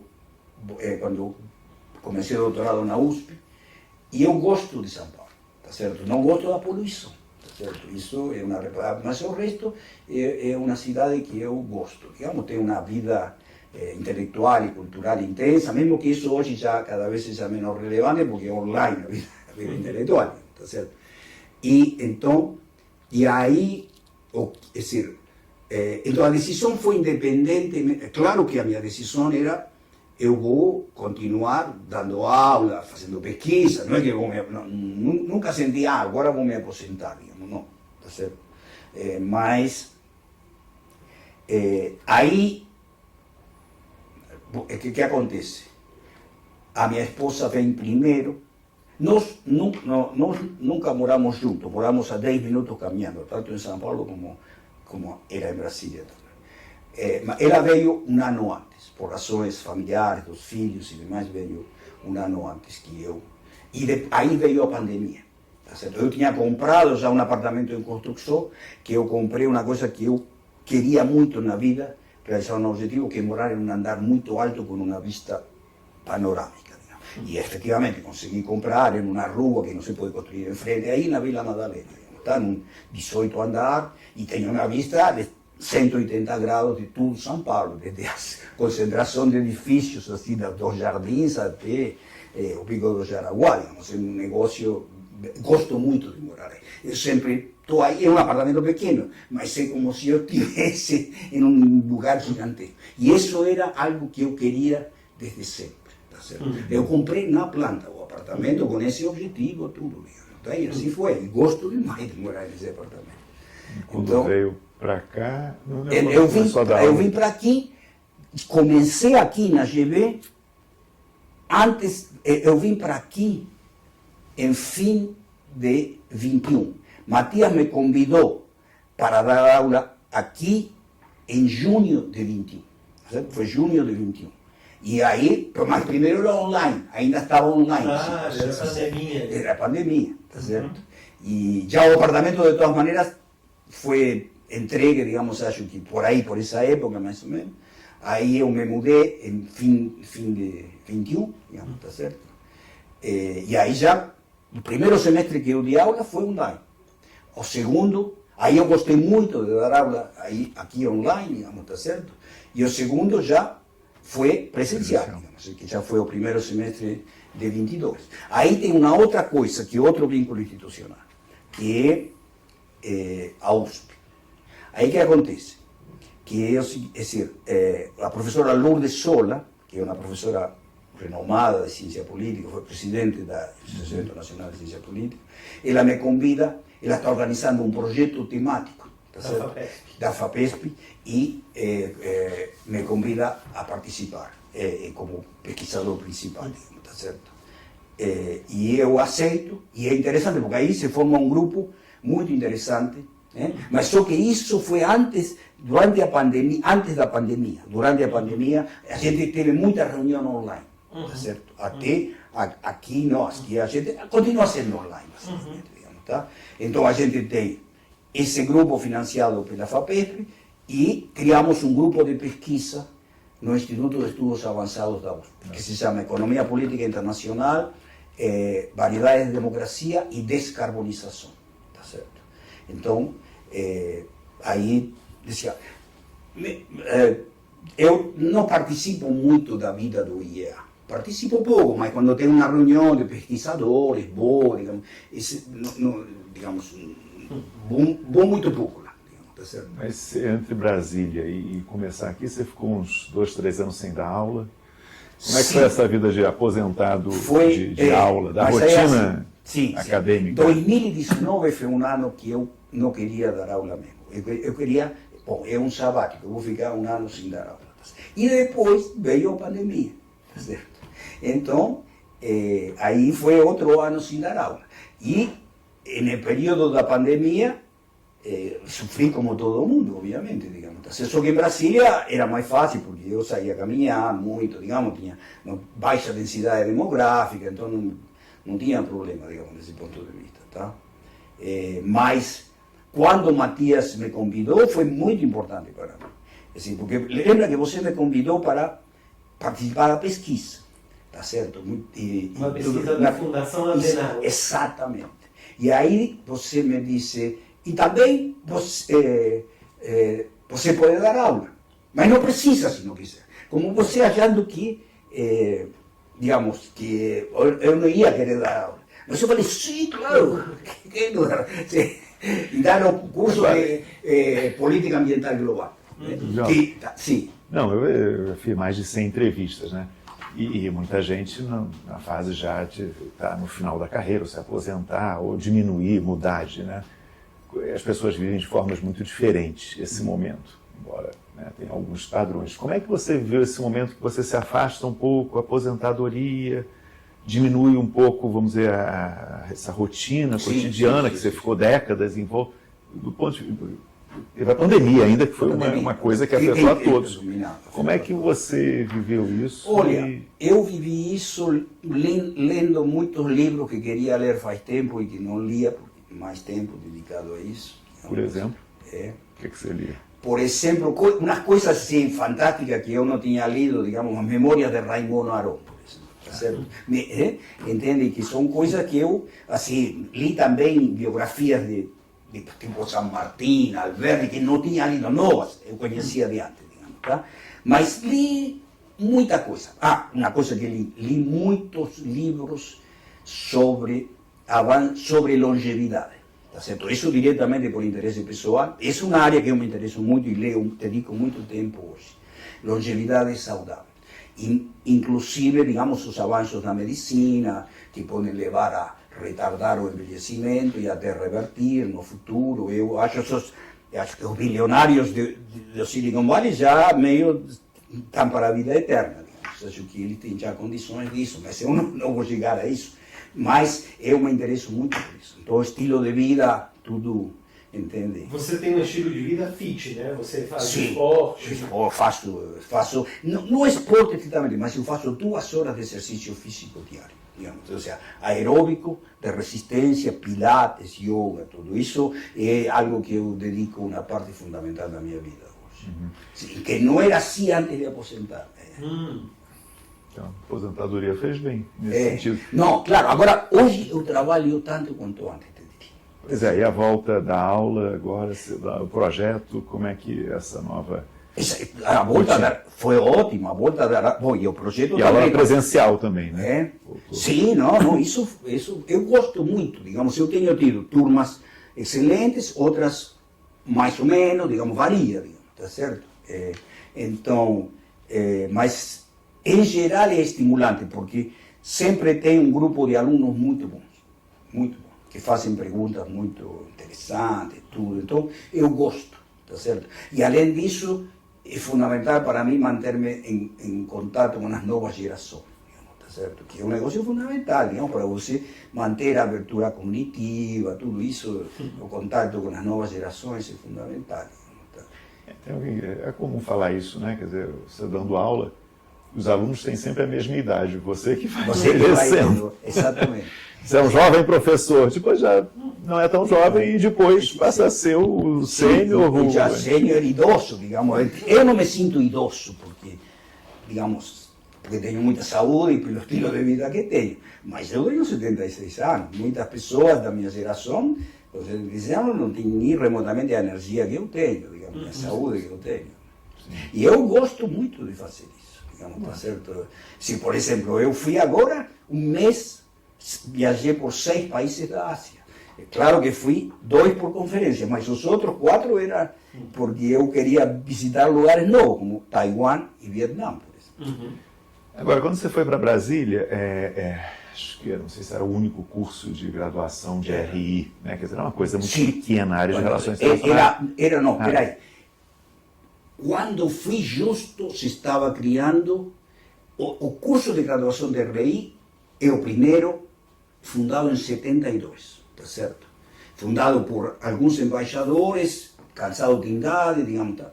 Agora, quando eu fui para a UNB, em 93, já tinha sido começado 2 ou 3 anos antes, PUC-Rio. Mas era vamos dizer, um universo muito pequeno. reduzido. Depois teve um boom, teve mais de 100 graduações. Essa época era muito pequena. E dava dinheiro, era a profissão do futuro e aumentou enormemente. Enormemente. A década de 90, a segunda metade da década de 90 começa a expansão. Que tem uma expansão continua até meados da década de 2000, mais ou menos. Depois se estagna porque, claro, se expande demais, chegou a haver mais de 100 cursos, digamos, tá? Eu já não acompanho isso, mas caiu bastante a qualidade, tudo isso, digamos, tá certo? E houve na época que sim, era o curso de Relações Internacionais e o futuro é o curso de Relações Internacionais. Nessa época você já participava de avaliação, e sim, tanto claro. No departamento, no instituto, sim, quanto em outros lugares. Né? Sim. Olhando 30 anos depois, né, a área, o que é que você acha que teve de mudança, e de bom e de ruim? Bom, eu acho que, sem dúvida, a área cresceu em qualidade e em quantidade. Cresceu mais em quantidade que em qualidade, na minha avaliação, digamos, tá? Agora, mais recentemente, está aumentando a internacionalização. Mas o processo de internalização de uma área de relações internacionais é mais lento do que eu teria imaginado. Ou seja, mesmo tem cursos, ou seja, que acontece? Tem cursos que isto aqui é uma exceção total, o curso de aqui não tem nada a ver com o resto do Brasil, digamos, pelo nível de internacionalização e também por todo o ênfase em métodos quantitativos e demais que o resto não tem, digamos, tá? Mas eu acho que é muito heterogêneo, tá certo? Muito heterogêneo. E, bom, hoje eu te diria que eu tinha um mapa da área quando eu participava das avaliações, digamos, 20, 15 anos atrás. Mas hoje já não tenho, tá certo? Porque eu Participar de avaliações é o fundamental. Mesmo o negócio das conferências da ABRE. As últimas que eu fui não eram interessantes, o nível não era bom. E aí então não fui mais, por exemplo. Me convidei, então já não fui mais. Só para entender e de fora, eu não sou da área de RI, apesar de, né, de estar desde o início da criação da escola de RI. Você falou que parece contraditório uma área de relações internacionais que é pouco internacionalizada. Agora, só para entender em que sentido, no sentido, por exemplo, das pessoas terem pouca inserção institucional, quer dizer, além de congresso, conferência, mas de ter, de fato, redes e projetos de pesquisa, ou de ser um tema muito centrado, por exemplo, no Brasil, política externa brasileira, né? Quer dizer, em outros lugares do mundo não é, né? Quer dizer, relações internacionais é o mundo. Claro, não. a principal é a segunda questão, mas tem a primeira também. A principal é quanto, digamos, igual que o problema do Brasil, tem fraquíssima política comparada. Isso é impressionante, porque eles vivem para dentro. Não, na área de ciências sociais e história, eu acho que a grande, 90% talvez das teses e tal, tem a ver com o próprio Brasil. Com o próprio Brasil. É muito claro isso. Sim, né? umbilical. Agora, na área de... Sim, uma área... Claro, tem questão de recursos e tal, mas poderia relações ser diferente, internacionais... mas não é, digamos. Ou seja, isso, o que eu, claro, eu não quero, neste momento, se eu dizer que eu conheço como esta área hoje, não conheço. Uma coisa é 15 anos atrás, mas hoje já conheço só uma pequena parte. Conheço a USP, conheço aqui, pouco a PUC Minas, digamos, mas não mais.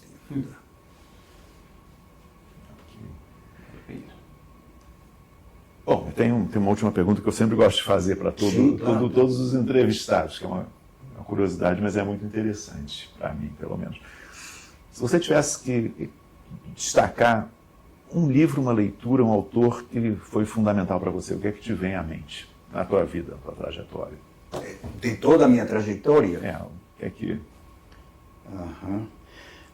Bom, é difícil isso, muito difícil, mas eu, de golpe, veio um livro que, na verdade, é de política comparada, digamos, ou economia política comparada, que é Barrington Moore Jr., As Origens Sociais da Ditadura e da Democracia. Esse é um livro que me impactou bastante, digamos, e foi muito informativo para mim. Tá? Outro livro que me impactou muito foi Power and Interdependence, de Kyohan Inai. Tá? Que são os fundadores nas relações internacionais dessa escola chamada liberal. Exatamente. Deixa eu pensar. Sim, outro autor que me marcou muito foi Juan Lins, sobre The Breakdown of Democratic Regimes. Ou seja, que é o processo de transição da democracia para o autoritarismo. Outro aí combinado com isso, um autor que sempre me marcou, não quer dizer que concordo, não? Huntington, que é um autor conservador, que eu não sou, mas ele, o livro, por exemplo, Political Order in Changing Society, foi um livro fundamental, tá certo? Depois, The Third Wave of Democracy, The Clash of Civilization. Tá? Esse foi também um autor bem importante para mim. Mas, se eu começar a pensar, tem muitos, digamos, mas, assim, acho que por aí está. Eu achei que ele ia mencionar a cartilha do Perón. Não, se fosse isso, é Germânia, o fascismo de esquerda. Sim? Ótimo. Obrigado. Bom, Zola, obrigado. Obrigado a você, foi uma honra, um honor, por favor.